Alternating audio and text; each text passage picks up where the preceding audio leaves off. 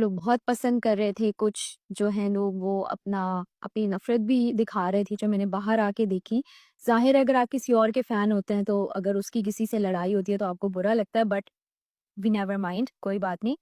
तो मैं आपको अपनी तमाशा जर्नी के बारे में थोड़ा-सा बताती हूँ, एक क्विक वीडियो मैंने बनाने का सोचा है कि सबसे पहले मैं आपको ये बताऊँगी कि हाउ आई गॉट तमाशा। मुझे तमाशा के लिए कॉल आई, तमाशा होने इससे मेरे ख़्याल से कोई 10-15 दिन पहले, और वो 17 मिनट की कॉल थी जिसमें उन्होंने मुझे कन्विंस किया कि व्हाई यू शुड डू तमाशा, क्योंकि आई एम एन इंट्रोवर्ट, तो मुझे था कि मैं क्या ही बात करूँगी, क्या करूँगी।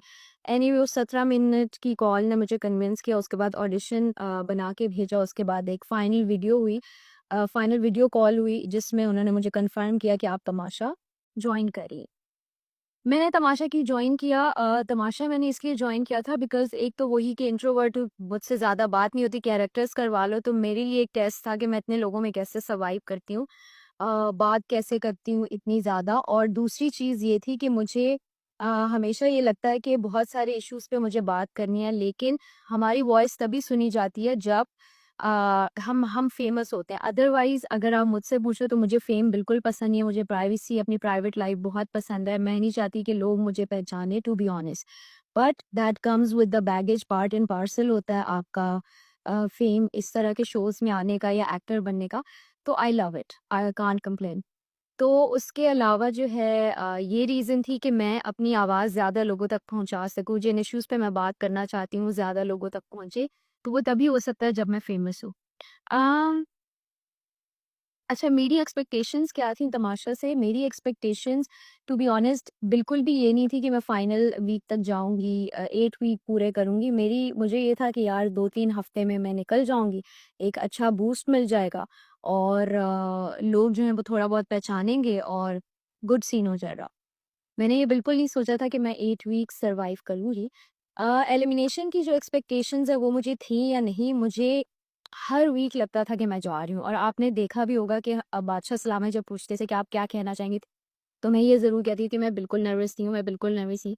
क्योंकि मैं जेनुइनली नहीं होती थी नर्वस, मुझे ये था जब तक दाना-पानी लिखा है रहेंगे, जब निकलना होगा निकल जाएँगे।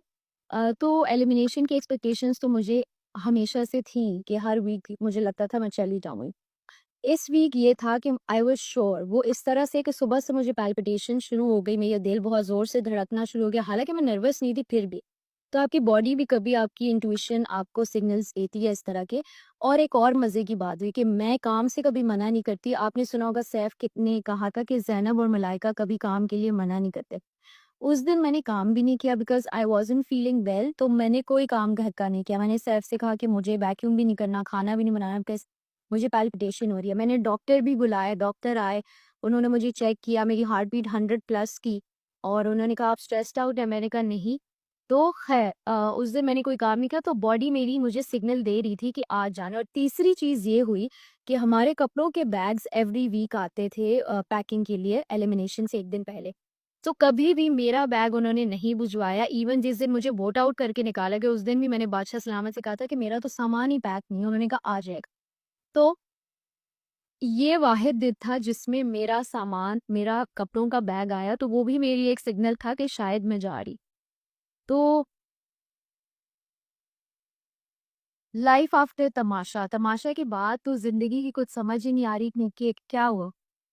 तमाशा के बाद ज़िंदगी की इसलिए समझ नहीं आ रही बिकॉज़ माइक लगाने की, कैमरा में रहने की इतनी आदत थी, तो एक रात तो पूरी मुझे लगता है कि मैं सो नहीं पाई।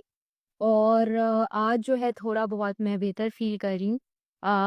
बेहतर इस तरह से फ़ील कर रही हूँ कि मेरी नींद भी थोड़ी-सी पूरी हुई और मैं थोड़ी-सी कैमरा कॉन्शियस भी अब नहीं हूँ। हर तरफ मुझे ये डर नहीं होता कि कोई कैमरा मुझे देख रहा है या माइक लगा हुआ।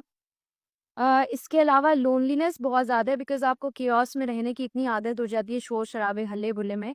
हर वक़्त कोई लड़ रहा है, कोई क्या, तो वो जब मैं अपने घर में आई और मैं घर में अकेली थी, फिर मैं अपने कज़िन्स की तरफ इसलिए चली गई थी कि मुझे ह्यूमन कॉन्टैक्ट चाहिए था कि कोई मुझसे बात करे। तो वो जो लोनलीनेस है वो काटने को दौड़ी थी, क्योंकि अभी कराची में मेरी फैमिली नहीं है, मेरी फैमिली लाहौर और इस्लामाबाद में, तो मैं फ़िनाले के बाद ही जाऊँ। तो ख़ैर ये हुआ, उसके अलावा मैं ओमी से मिली, मैं मैडी से मिली, मैं काइब भाई से मिली और मेरी बेस्ट फ्रेंड सोनिया अभी थोड़ी देर में आ जाएगी। तो हम सब जो है एक-दूसरे के दुःख-दर्द में शरीक हो रहे हैं एलिमिनेट होने के। But jokes apart I think I am not sad at all. मुझे लगता है कि बहुत अच्छी अपॉर्चुनिटी मिली इतने वीक्स तक एक इतने बड़े चैनल पे रहना 8 वीक्स तक, तो वो इटसेल्फ मुझे लगता है कि बहुत बड़ी बात है। So I am really happy. Last day in Tamasha मुझे लगता है कि बहुत बहुत बुरा था इस तरह से कि ओमी और सैफ की लड़ाई हुई और उस लड़ाई की वजह से पूरा घर जो है वो बहुत ज़्यादा मुल्की डिस्टर्ब हो गया, फिर बादशाह सलामत को आना पड़ा और उसी में हम निकल गए। तो मुझे लगता है कि वो जो एक अलविदा था वो बहुत ही अच्छा हो सकता था, लेकिन बस उस लड़ाई के बाद एकदम निकलना। लेकिन अच्छी बात ये थी कि ओमी भी सैफ से अच्छी तरह मिल के आए, मुझे भी सैफ ने हैंडशेक किया और हम लोग अच्छे से मिल के आए। मुझे लगता है कि घर से निकल के वो सारी चीज़ें जो है वो घर पे ही हम लोग छोड़ आए हैं और अब बाहर निकल के लग रहा है कि एक ख्वाब था जो बस हमने जी लिया और पल भर में वो टूट गया।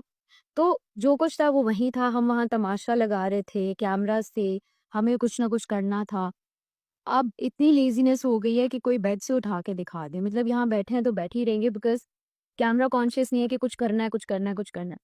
तो जो कुछ जो चीज़ें थी फड्डे ये वो सारी चीज़ें बिल्कुल मुझे लगता है कि दिल बिल्कुल बाहर आके साफ हो गए हैं, जेन्युइनली मैं कह रही हूँ। सबसे मिल रहे हैं हम लोग, एक-दूसरे से मिल रहे हैं।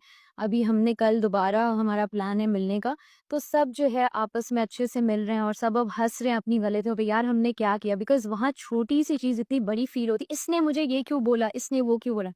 बाहर कोई कुछ भी कह दे तो हम कहते हैं हाँ यार ठीक है। तो मुझे लगता है कि वो शो डिज़ाइन ही इसीलिए किया गया है कि आप ओवरली सेंसिटिव हो जाते हो। ख़ैर नेक्स्ट इन लाइफ़ अब मुझे लगता है कि एक तो फ़िनाले की हम तैयारियाँ कर रहे हैं और फ़िनाले में क्या पहनेंगे, स्टाइलिंग ये वो सब चीज़ें और इंटरव्यूज़ लाइन्ड अप हैं।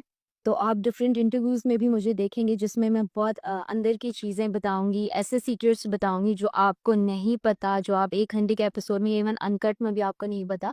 वॉशरूम कन्वर्सेशंस का बताऊँगी मैं आपको, बेडरूम कन्वर्सेशंस जो ऑफ माइक होती थी वो बताऊँगी। तो बहुत आपको मज़ा आने वाला है, तो वो सब इंटरव्यू ज़रूर देखिएगा और मेरा ये यूट्यूब चैनल भी साइन अप कर लीजिए, सब्सक्राइब कर लीजिए, क्योंकि इस पे भी मैं आपको बहुत मसालेदार चीज़ें देने लगी हूँ। तो अगर आप इस नागिन को बार-बार देखना चाहते हैं तो सब्सक्राइब करें और देखते रहें।